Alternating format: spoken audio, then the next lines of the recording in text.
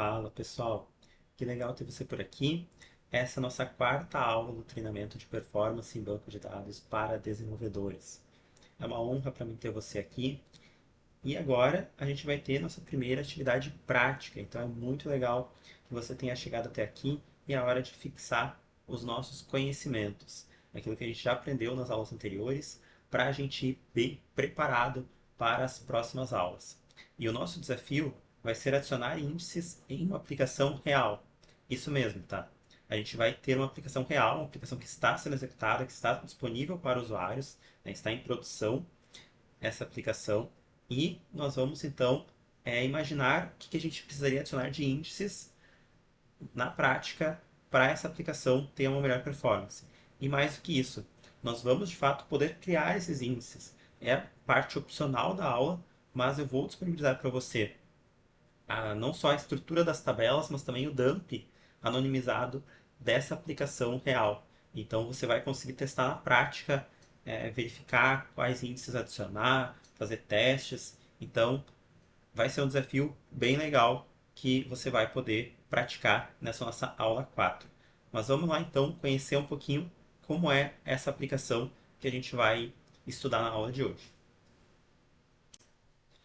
E nós vamos trabalhar com o Loomis.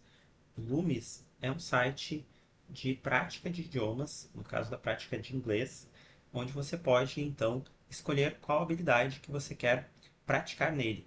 Né? E ele tem, ele utiliza a repetição espaçada, que quem utiliza o Anki já conhece, também a prática de recuperação, e a ideia é que você vá aprendendo inglês através de, de exercitar o idioma, através de ter contato com o idioma. Então ele tem diversas atividades que você pode fazer e com isso você pode ir melhorando, né, o seu inglês. Então, se você quiser conhecer a aplicação, quiser conhecer esse site, fique à vontade, né, ele está acessível ao público, é totalmente gratuito. Só precisa de uma conta no Google para acessar ele. E ele tem diversas atividades, inclusive de prática da fala, né? Então, só de pronúncia, né? Então você pode pronunciar uma frase em inglês, como também você pode falar a frase, então que você vê em português, falá-la em inglês. Inclusive ele corrige automaticamente para você, né? Te dá um feedback então sobre a sua pronúncia. Mas o objetivo aqui não é falar sobre o Loomis, né? O objetivo aqui é que a gente pratique banco de dados, né? A gente vai utilizar a base de dados do Loomis, uma base, claro, anonimizada, né, mas que tem, então, já dados de usuários reais que utilizam a plataforma.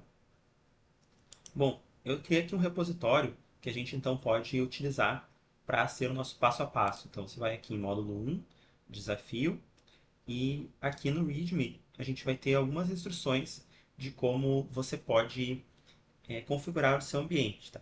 O que você precisa para é, fazer esse treinamento local. Tá? Você vai precisar do WSL, se você utiliza o Windows, e do Docker, tanto para Linux quanto para Windows. Tá?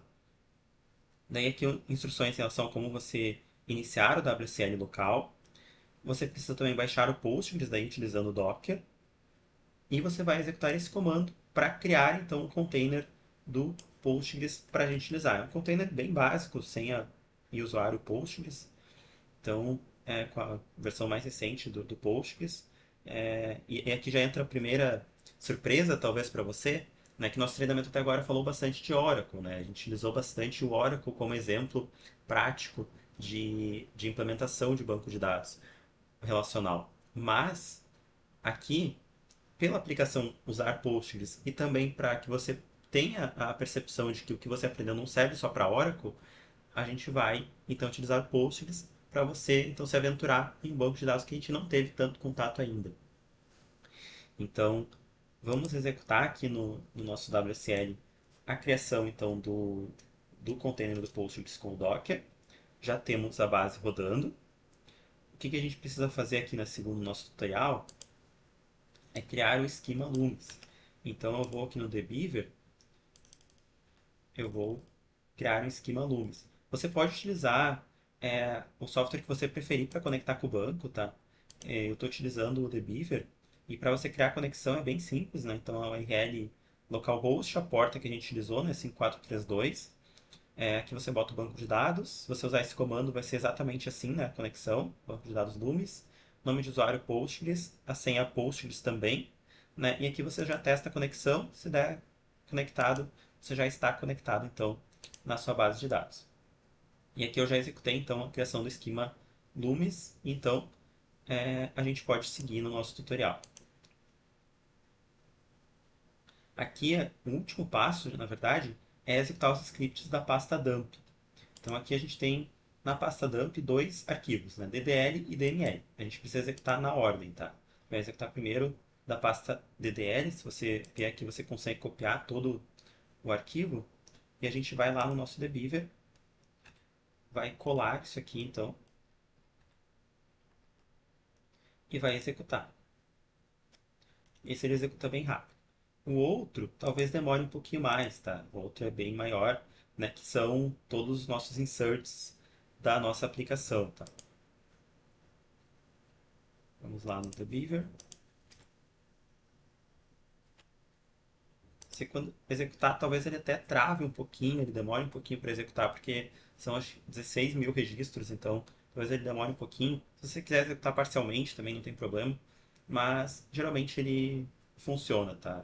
Aqui, ó, demora só um pouquinho, demorou uns segundinhos ali, mas ele executou então os 16 mil registros. Pronto, a gente já tem o nosso ambiente configurado, já tem tudo que a gente precisa.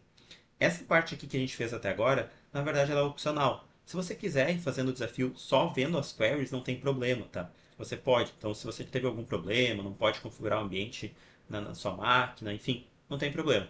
Você pode fazer esse desafio sem ter o ambiente configurado.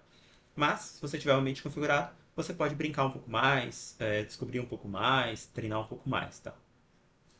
Bom, vamos então agora para ver qual é o nosso desafio, né? Que é a criação dos índices. Aqui voltando então ao nosso README, você então vai reparar aqui que a gente tem uma pastinha chamada Queries. Esse repositório aqui, você pode clonar ele, né, se você quiser.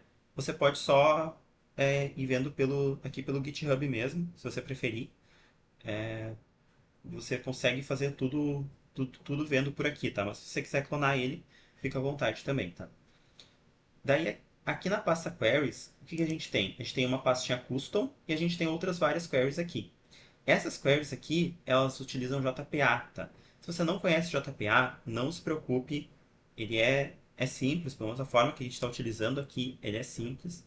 Então aqui, por exemplo, a gente tem esse user repository, aqui a gente tem um print desse user repository aqui, ó.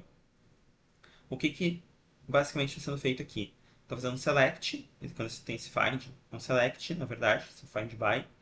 Aqui a gente está indicando o where, né? Então, find by email and active true. Ou seja, select from user, que é o nome no caso da interface aqui. Aqui a gente consegue ver claramente, né, qual é o nome da tabela. Sempre vai ser assim. As tabelas a gente já criou, né? A gente viu lá nos scripts DDL. A gente tinha a tabela user. Daí você faz então select na tabela user, where email igual ao e-mail que está sendo passado por parâmetro, and active true. E é só isso. Essa é a query que está sendo executada aqui. Então é bem simples, tá? Vamos pegar alguma outra aqui. Vamos pegar. Vamos ver se tem queries aqui. Ó, o que está sendo feito aqui?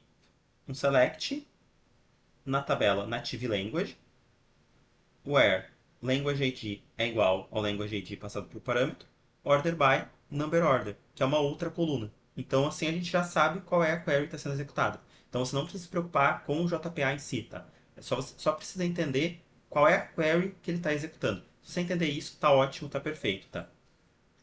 E daí aqui, você não pode esquecer dessa pastinha custom. Aqui tem umas queries um pouquinho mais complexas, tá?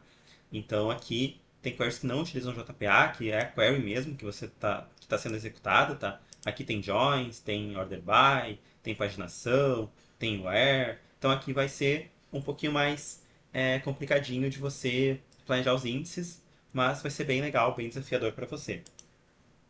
Aqui também tem outra query um pouquinho mais complexa. Então, enfim, né, você pode então planejar os índices né, dessas queries aqui e também, claro, dessas outras queries aqui que vão estar sendo executadas ao longo desses repositórios aqui. Bom, e a minha última dica, antes de você começar esse desafio, é para você não se enganar com queries que você vendo pelo plano de execução não vai fazer tanta diferença assim você criar índices. O que eu quero dizer? Eu peguei essa query aqui que eu dei de exemplo ali para explicar o JPA, e se a gente for colocar um explain nela, eu vou colocar aqui o e-mail igual a qualquer coisa aqui, só para a gente verificar. E quando a gente executar esse explain, você vai ver que, na verdade, ele está fazendo um full table scan, né? E na prática a gente não tem índice nenhum além dos índices que o próprio banco já cria automaticamente, né? Então, ó, ele está fazendo um scan total ali na tabela user. Aqui ele está percorrendo a tabela toda de usuário, ou seja, aqui é o full table scan. Ele está percorrendo todo o usuário, vendo onde é que o e-mail é 1, é igual a 1. Poderia ter botado aqui, ficar mais claro para você, né? jonathan@gmail.com. Então, ele está percorrendo a tabela toda para verificar quem é que tem esse e-mail igual a isso aqui. Bom, mas se eu criar um índice, vamos criar um índice então. Vou criar um índice user test, numes.user, e eu vou colocar pelo e-mail. Tá? E vou colocar o active, né, que são então, as condições que a gente tem na nossa query. Né? Quero primeiro filtrar pelo e-mail e depois pelo active. Vamos então executar isso aqui. A gente criou o nosso índice. Vamos dar um explain de novo. E ele continua fazendo o que seria o full table scan. Né? Por que ele está fazendo isso? Porque a nossa tabela tem poucos registros. Nossa tabela, se não me engano, tem 26 usuários apenas. Tá?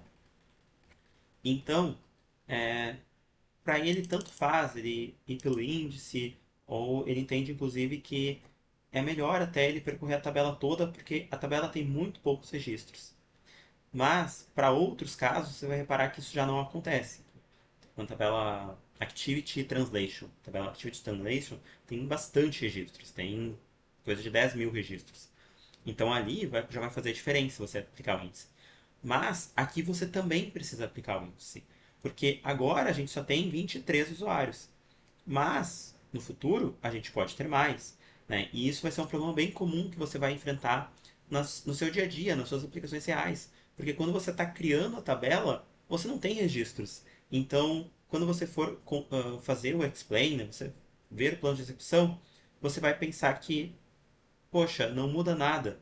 Eu adiciono o índice, tiro o índice e continua tendo a mesma performance. Porque você ainda tem poucos registros. Quando você tiver mais registros, isso vai fazer muita diferença. Então não deixe o problema de performance aparecer para daí criar o índice. Já cria ele antecipadamente. Então nesse caso aqui, sim, a gente precisa criar esse índice aqui para ter uma melhor performance a longo prazo. Agora, como você viu, não está fazendo diferença. O Postgres nem está utilizando esse índice. Mas, no futuro, se a gente tiver mais usuários, com certeza ele vai utilizar. Então, era isso, pessoal. Um bom desafio para todo mundo e até mais.